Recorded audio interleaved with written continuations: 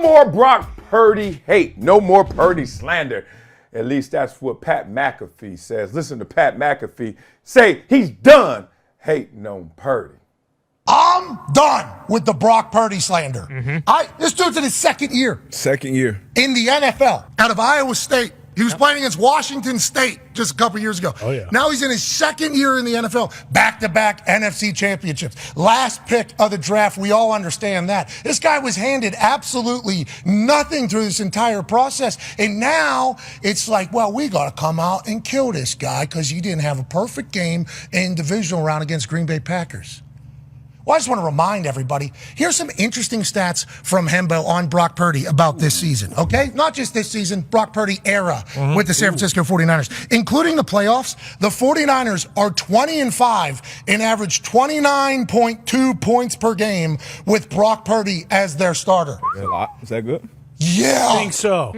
Yeah. That's top 5 in the league. 29.2 in points per game. They're 17-3 and average 30.1 points per game when Debo and Trent Williams both play. One of those losses came in the NFC title, by the way, whenever he was knocked out in the first quarter or whatever. During the regular season, this one, he led the NFL. This is Brock Purdy. Basic ass, bomb ass, system quarterback, check down ass Brock Purdy, okay? During the regular season, he led the NFL in yards per attempt, yards per completion, first downs per attempt, passer rating, total EPA, success rate, and total QBR, okay? Check down, bad, terrible ass, basic ass Brock Purdy led the NFL in all those things. By QBR, okay, quarterback rating or ranking, whatever the hell they call it. Sure. He was the top 5 player at quarterback in these categories this season. Versus man, when blitzed, when not blitzed, when pressured, when not pressured, in the pocket, in the red zone, in the fourth quarter, and on third down. Okay, so everything that matters. You know why McAfee said that, right? It always takes somebody outside to see what's really going on the inside, right? Can't see the forest from the trees, as they say. Even though I'm like, no, I can see it. It's big as hell, but I can see it. But it takes a punter, you know? It takes a former punter who knows I'm on the team adjacent. I'm on the team hybrid. I'm on the team when y'all need me to pin them down there deep, right? But other than that, y'all kind of be like, yo, chill, dog. We got this. Well, this is a situation right now where the San Francisco 49ers, if they're going to advance, they can't say, chill, Purdy, we got this. And everybody tries to address Purdy like, oh, it's the team. It's everybody around him propping him up. That's almost to say if they had me at quarterback, they'd be fine. No. Somebody better than you. Okay, how much better? A bottom starter in the league. Who was the worst quarterback last year? Damn, this hurts to say it. Was it Bryce Young? It better not be Bryce Young. But by the stats, it might be Bryce Young, at least the team. Okay, so you got anybody. No, we didn't say all that. All right, so you got to be mid-pack, mediocre. Mediocre? Who was mediocre last year at quarterback? Justin Fields? He may be a little better than mediocre. You just think it's just going to all flow, all go the same way no matter who you put in there. Y'all disrespectful. More than being an outsider, your ass is dumb. You ain't never played football at no high level to think you can replace anybody and go out there and get the same results. Like literally on its surface, that makes no sense. It's more than just the tangibles.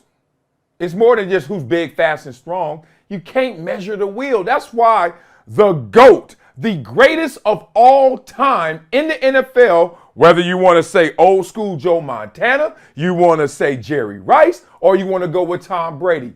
All 3 of those guys had tangible challenges. One combine all-stars. Jerry Rice, they say, ran a 4.6. Still hard to believe, but ran a 4.6. I ran a 4.6. You trying to, man, stop. So the point is, whatever we're not measuring is what's most important. So in this conversation, when you talk about Brock Purdy, put some respect on his name. Speaking of that, I saw Birdman yesterday. Birdman on purpose looked like he ain't happy. He just be fronting, dog. I know he's way happier than they were like, and they put him on the camera, you know, at the Jumbotron. He like, dude. Like, dog. Him and Jalen Rose, shout out. It was a lot of people in the building yesterday. All love. We'll talk about that a little bit later. But the point is, can we chill? 2 NFC championship games in a row. Second year, quarterback with all those stats that he just laid out. You say, well, Jimmy G did it. And then now look at Jimmy G. First of all, when you take Jimmy G from the 49ers, stop looking at him like he a 49er still. You ain't the same. Joe Montana, when he went to Kansas City, still good. He wasn't the same. He wasn't winning Super Bowls in Kansas City. He got to the championship game, tapped out. You're not the same. Now, Tom Brady was the same. Because he the GOAT. He Tom Brady. The exception that proves the rule, which is you can't just be putting people in and out of any situation and think it's going to be all good. So, I'm done with the Brock Purdy slander as well. One, I hate when people talk about somebody else and you did it and you didn't do it as well as them. I feel bad about that, but I'm guilty. I'm a hypocrite like everybody else. Depends on my emotional state. But I watch people on TV and when they sorry, like I wasn't sorry. I just wasn't good all my years. I was never sorry though. Trust that. But how the hell are you going to talk about this dude? And especially if you play quarterback. Now, that's when I'm really like, oh, dog, you couldn't even do that. Like, I could talk about a quarterback. I played football. All right, he better than me. He got a different position, blah, blah, blah. But when it's a DN, watch how much respect I give them DNs. Anybody that got over 44 career sacks got my salute. But you got to have more than 13 in one season with a broken foot and 10 and a half, another with a back surgery, and replace Bruce Smith, et cetera, get the contracts. Let me stop. Point being, y'all leave Brock Purdy alone. Let's move on from the Brock Purdy slander. I'm going to put on my tank top. I am in solidarity with you, Pat McAfee. Enough is enough. Y'all with us? Y'all done with talking about Brock Purdy? Even if he loses this game, can y'all stop playing? Second year in the league, y'all spoiled. Y'all spoiled. I played 10. I never went to a championship game. And I had quarterbacks. Man, I had Drew Brees, y'all. Young Drew Brees, but still. Now, the fact that Brock Purdy's even in these elite conversations, that should be a salute enough, right? Second-year player, Mr. Irrelevant into it. But what do y'all think?